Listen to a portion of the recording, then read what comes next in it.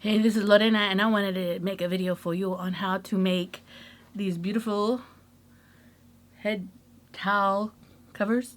Let me show you what you do with them. This is what it looks like when it's on. The purchase of a towel, and I got this towel here. This towel is a 25 by 50 towel.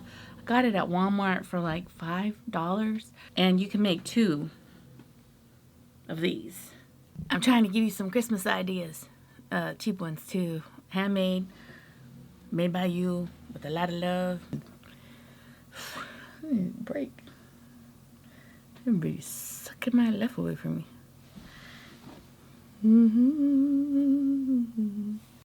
Alright, these are the supplies you're going to need. You're going to need big buttons, a towel, mine was 51 by 25, and some stretchy ribbon. I got my towel at Walmart. It's a very thinner towel. It's not a plushy towel. I like it better. It doesn't make a mess, but you can use both. This just worked better for me. Cut your fabric in half, and then you're going to end up with 2 pieces. At the end of this towel, there was a seam. Go ahead and unseam this section. You don't want that thickness when you're making this. This ended up being 25 by 25, and I got a big, large plate, and I laid it on that corner, and I got my rotary cutter and just trimmed off that corner area. Made it kind of circular, you know. Here I measured 2.5 inches, and then I'm removing my plate and I'm aligning my cut that I did in that corner to the line that I drew, and I'm going to get my rotary cutter and do a nice straight cut. And this is what's going to create that shape that you need to make this beautiful head towel. Alright, we're going to go to the sewing machine. You could use your sewing machine and do a zigzag stitch. I'm using my serger. I never use it, so I thought this would be a good time to do that. And I'm going to go and face both my materials facing towards each other. Also too, you're going to get that ribbon and cut 4 inches and fold it in half and put this at the tail end of your head towel. Make sure your raw edges are going out and put this right in the center. That's all I did here, okay? As I was getting ready to serger, I realized that the towel had a bottom seam and I needed to unstitch it about 3 inches. Here you see me unstitching this area, and also too, I need to unstitch both ends. Then you're going to get your seams aligned like you see here, and you're going to bring it to your serger, and you're going to serger all the way around.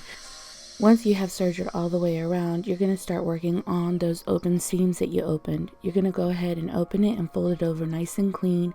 Make sure it looks professional, like I said, and go on your sewing machine and stitch that down as if it was never unstitched. You're going to do that on both ends. I also got my sewing machine and I stitched right under the serger to kind of secure the serger stitches.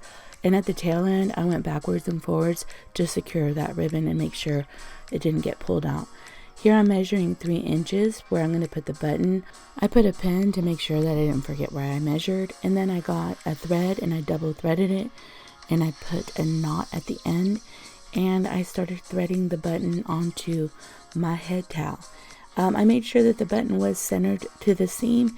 And I just made sure it was nice and secure. I did like 3 loops on one section and 3 loops on the opposite, and that's what my button looks on the top and the bottom.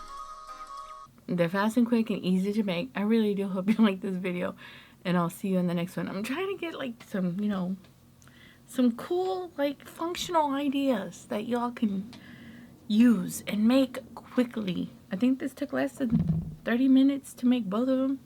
It took me more to shop for the towel than to make it. All right, see you later. Bye. I'm trying. I'm trying.